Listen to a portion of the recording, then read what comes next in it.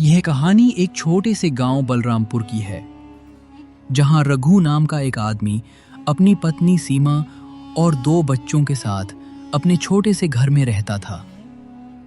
रघु अपने मन का राजा था। वो कोई भी काम नहीं करता।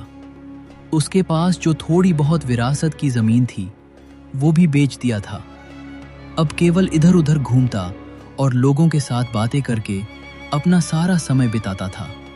वो अपना पेट तो अपने दोस्तों के साथ किसी भी दुकान पर बैठकर भर लिया करता, लेकिन उसकी पत्नी और बच्चे ज्यादातर भूखे रहकर ही अपना गुजारा करते थे। एक दिन सीमा रघु से कहने लगती है, ये जी अब इस तरह गुजारा नहीं हो सकता।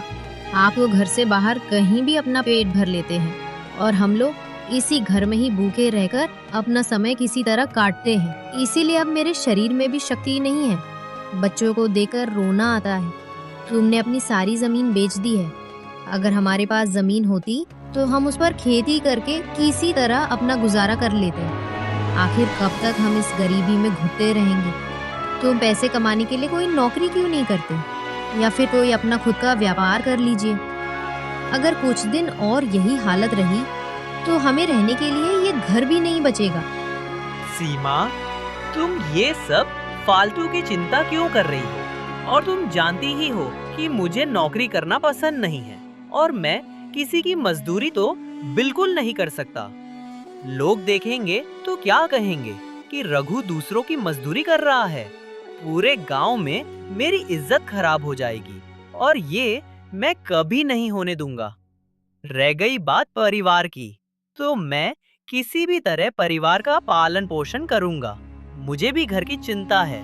ऐसा नहीं है कि मैं तुम लोगों के बारे में नहीं सोचता हूँ। आपको अगर घर की चिंता होती तो आप कुछ काम करते जिससे घर में 2 पैसे आ सके। छोटा काम आप करोगे नहीं और बड़ा काम आपको मिलेगा नहीं। हम लोगों के पास जो विरासत में मिली जमीन थी, वो भी आप धीरे धीरे करके बेच दिए। अगर आज वो जमीन होती तो हमें इतनी परेशानी नहीं झेलनी पड़ती। देखो सीमा, तुम हर छोटी से छोटी बात पर मुझे जमीन बेचने का ताना देती रहती हो। मैं अब घर में तभी आऊंगा जब तक मैं पैसे न कमा लूं। अब तुम देखना मैं किस तरह और कितना पैसा कमाता हूँ।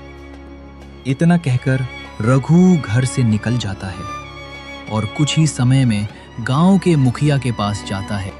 मुखिया जी, मुझे अपना व्यापार शुरू करना है और मेरे पास इतने पैसे नहीं हैं कि जिससे मैं व्यापार कर सकूं। अगर आप इस दुख की घड़ी में मेरी मदद कर देंगे तो आपकी बहुत मेहरबानी होगी।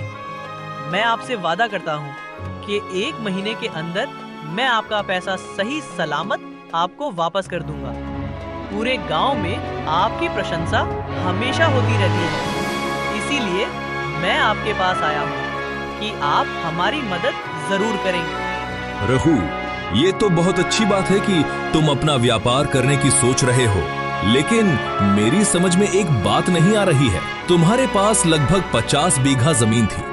तुमने उसे बेचकर सारे पैसे पानी की तरह बहा दिए और अब व्यापार करने चले हो। अगर जमीन होती तो व्यापार की जरूरत ही नहीं पड़ती। मुझे पता है कि मेरी बात तुमको इस समय बहुत बुरी लग रही होगी, लेकिन जो सच्चाई है उसे छुपाने की जरूरत नहीं पड़ती है, वो सामने आ ही जाती है। देखिए मुखिया जी, मैं आपसे सलाह लेने नहीं आया हूँ, बल्कि रुपए उधार लेने आया हूँ। इसलिए आप अपनी सलाह अपने पास रखिए।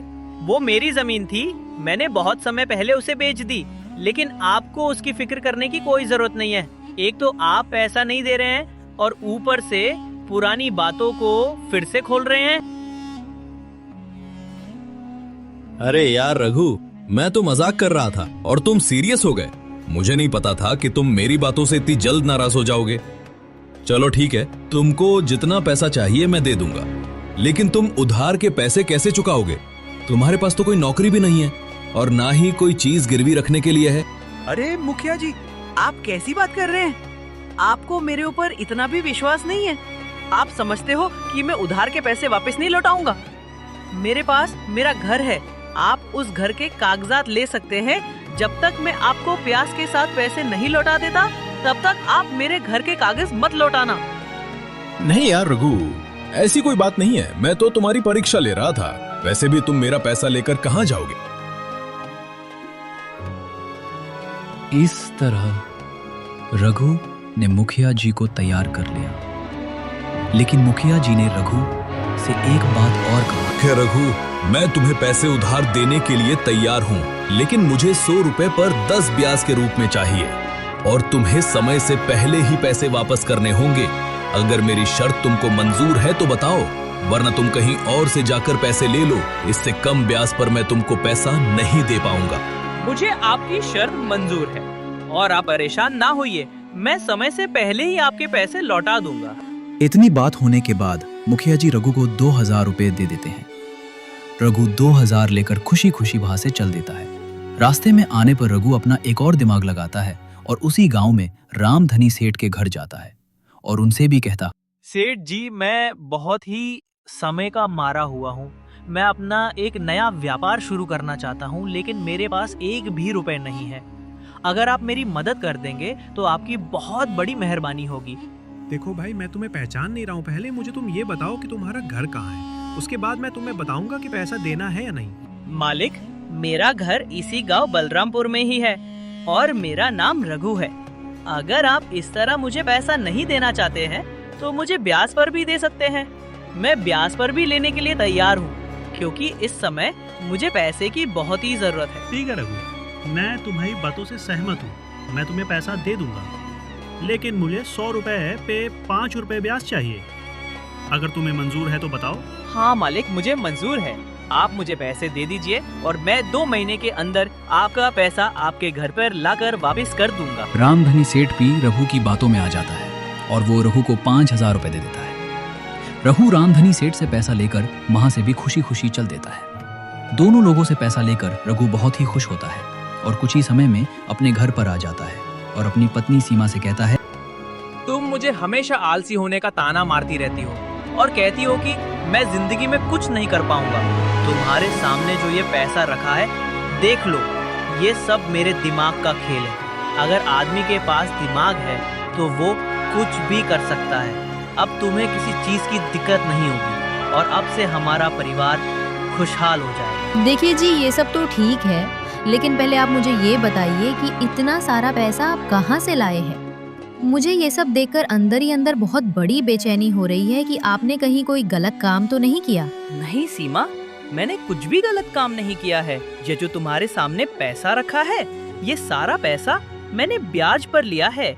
इसमें से 2000 रुपए मुखिया जी दिए हैं और 5000 रुपए सेठ जी दिए हैं। ठीक है, आपने पैसा तो ले लिया, लेकिन आप इन पैसों का क्या करेंगे? देखो, हम लोग इन पैसों से पहले आराम से अपना जीवन बिताएंगे, फिर बाद में जो होगा वो देखा जाएगा। हम लोगों ने बहुत परेशानी झेली है, लेकिन अब ऐसा नहीं होगा। ये आप क्या कह रहे हैं जी?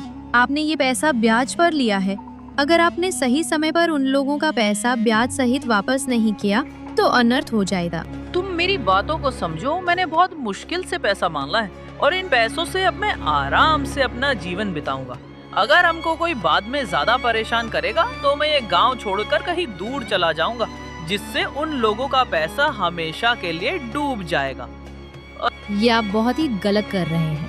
आपने तो उन लोगों से व्यापार के नाम पर पैसा लिया है, फिर भी आप ऐसी बातें कर रहे हैं। हाँ, मैंने व्यापार के नाम पर पैसा तो लिया है, लेकिन मैं उन लोगों का पैसा नहीं दूंगा, क्योंकि मैं भी बहुत चालाक हूँ। अब उन लोगों को समझ में आएगा कि कैसा आदमी से मेरा पाला पड़ा है। चलो ठीक है, जो हो रहा है अच्छा हो रहा है। तुम ज्यादा मत सोचो, मैं जो कर रहा हूँ ठीक कर रहा हूँ। रघु के इस काम से सीमा बिल्कुल भी खुश नहीं होती। वो रघु को कई बार समझाती है, लेकिन उसकी बातों का रघु के ऊपर कोई भी प्रभाव नहीं पड़ता। वो सीमा की बातों को नजरअंदाज करके अपना जीवन चलाने लगता है। इसी तरह धीरे धीरे करके 1 महीना बीत जाता है और रघु किसी का पैसा वापस नहीं करता है। एक दिन घर से बाहर कहीं जा रहा था, तभी रास्ते में उसकी मुलाकात मुखिया जी द्वारा भेजे गए एक आदमी से होती है। वो आदमी रघु से कहता है, और भाई रघु, क्या हालचाल है?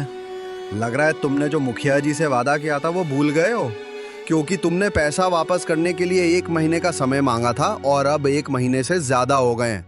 चलो मेरे साथ, मुखिया जी ने तुम्हें बुलाया है, अब तुम्हें जो कहना है उनके सामने कहना। देखो भाई, तुम्हारी बात तो सही है, लेकिन मेरी भी मजबूरी को समझो।